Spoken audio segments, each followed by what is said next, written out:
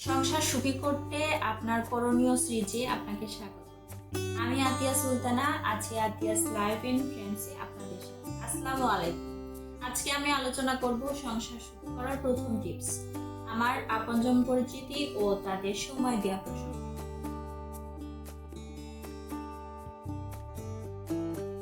পরিবার পরিকল্পনা অধিদপ্তরের স্লোগান অনুযায়ী ছোট পরিবার সুখী পরিবার। অনেকেই না বুঝে এই স্লোগানের বিভিন্ন বিতর্কিত অর্থ করে থাকে। আমার মতামত অনুযায়ী এই স্লোগানের অর্থ হলো পরিবারের ভালোভাবে যত্ন নিতে পরিবারের সদস্যদের ছোট ছোট অংশে ভাগ করে নিতে হবে, তবেই সুখী পরিবার গড়তে পারবে। আর এর জন্য আমাদের সর্বপ্রথম যা হবে তা হলো আমার পরিবারের রেঞ্জ নির্ধারণ করা। কিভাবে করবেন? সচরাচর আমরা নারীরা স্বামী সংসারে এন্ট্রি নেওয়ার পর থেকেই স্বামীর আপনজনদের নিয়েই থাকতে হয় আমাদের আজীবন। এটাই আমাদের সংস্কৃতি। স্বামীর পরিবারে আপনার শ্বশুর শাশুড়ি, দেবর, ননদ, ভাসুর, যা, তাদের সন্তানাদি এমন অনেকেই থাকে, যেমন 91। যারা কি আপনার পরিবারের সদস্যদের মধ্যে পড়ে? আমার মতে না। তাহলে আপনার পরিবারের সদস্য কারা? আসুন আমার পরিবারের রেঞ্জ সম্পর্কে জেনে। বর্তমান প্রেক্ষাপটের উপর ভিত্তি করে আমার যেটা মনে হয় তা হলো, আমার পরিবার বলতে আমি বুঝি আমার ধর্ম আমাকে আমার পরিবারের যেসব সদস্যদের সাথে অবাধে চলাফেরার অনুমতি দেয় এবং আমি যাদের সাথে সব কিছু শেয়ার করতে পারি, এরাই আমার আপনজন, আমার পরিবার, যার মধ্যে রয়েছে আমার স্বামী, সন্তান এবং আমি। আমাকে এখানে ইনভলভ করার কারণ হলো আমি ছাড়া আমার পরিবারের কোনো অস্তিত্ব। অনেকের এখানে প্রশ্ন আসতে পারে, তবে আমার স্বামীর যে আত্মীয় স্বজন আছেন তারা কি আমার পরিবার নয়? এর উত্তর হলো না, কারণ পরিবারের সিকোয়েন্স সবসময় কর্তা থেকে আসে। তাই আপনি যে ঘরে বউ হয়ে এসেছেন এটি আপনার শ্বশুরের। আপনি যার সাথে একই ঘরে থাকেন, অর্থাৎ আপনার স্বামী, তিনি আপনাকে বিয়ে করার পর আপনি হয়ে যান তার। এখানে আপনার ভাসুর অথবা দেবর বিয়ে করলে তার বউ আপনার পরিবার হবে কি? বলুন না, সেটা হবে আপনার দেবরের পরিবার। এখন আপনাকে পরিবারের সদস্য ও আত্মীয় স্বজনের মধ্যে পার্থক্য বুঝতে হবে। আমি, স্বামী ও সন্তান হলো আমার পরিবার, আর বাকিরা সবাই পরিবারের আত্মীয় স্বজন। মনে রাখবেন, সকল আত্মীয় স্বজন নিয়ে আপনি সুখী হতে পারবেন।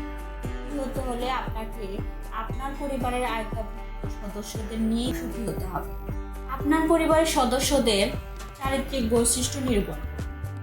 সংসারে এন্ট্রি নেওয়ার পর থেকে আপনার প্রধান কাজ হলো একসাথে থাকা সকল আত্মীয় স্বজন ও পরিবারের সদস্যদের চারিত্রিক বৈশিষ্ট্য নিরূপণ করা। কে কেমন, কিভাবে থাকতে ভালোবাসে, কি খেতে পছন্দ করে, কিভাবে কথা বলতে পছন্দ করে, আপনাকে তারা কিভাবে নিচ্ছে, তারা আপনার কি শেয়ার করছে, এসব নিরূপণ করুন।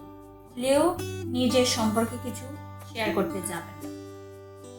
সংসার সুখী করতে আপনার কর্তৃত্ব ফলানোর আগে একবার ভাবুন। বেশিরভাগ নারীরাই আমরা গুলিয়ে ফেলি আসলে আমার পরিবারের রেঞ্জ কত, তাদের সাথে আমি আমার কর্তৃত্ব প্রয়োগ করতে পারব।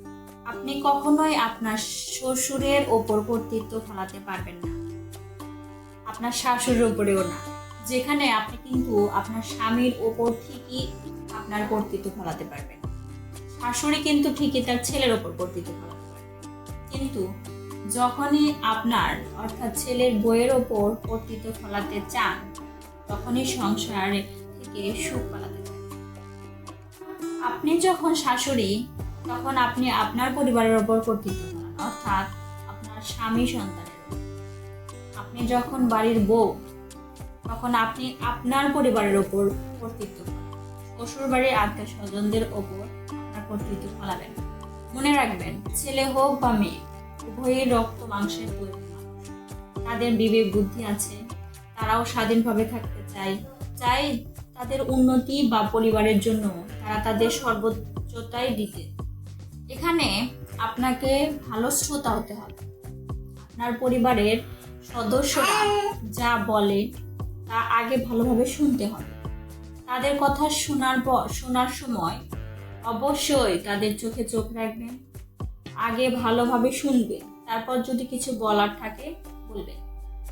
আপনার পরিবার ব্যতীত কোনো আত্মীয় স্বজনদের পরামর্শ দিতে যাবেন না। যদি কেউ পরামর্শ চায় তবে আপনার স্বামীর কাছে পরামর্শ চাইতে বলবেন। এতে আপনার কোনো দোষ থাকবে না, কিন্তু এমনভাবে শুনুন যাতে বক্তা বোঝে যে আপনি তাকে গুরুত্ব দিচ্ছেন। এ সময় প্রযুক্তি ব্যবহার সীমিত করুন, অর্থাৎ কারো কথা শোনার সময় মোবাইল বা অন্য কোনো মাধ্যম সোশ্যাল মিডিয়া ব্যবহার করবেন না।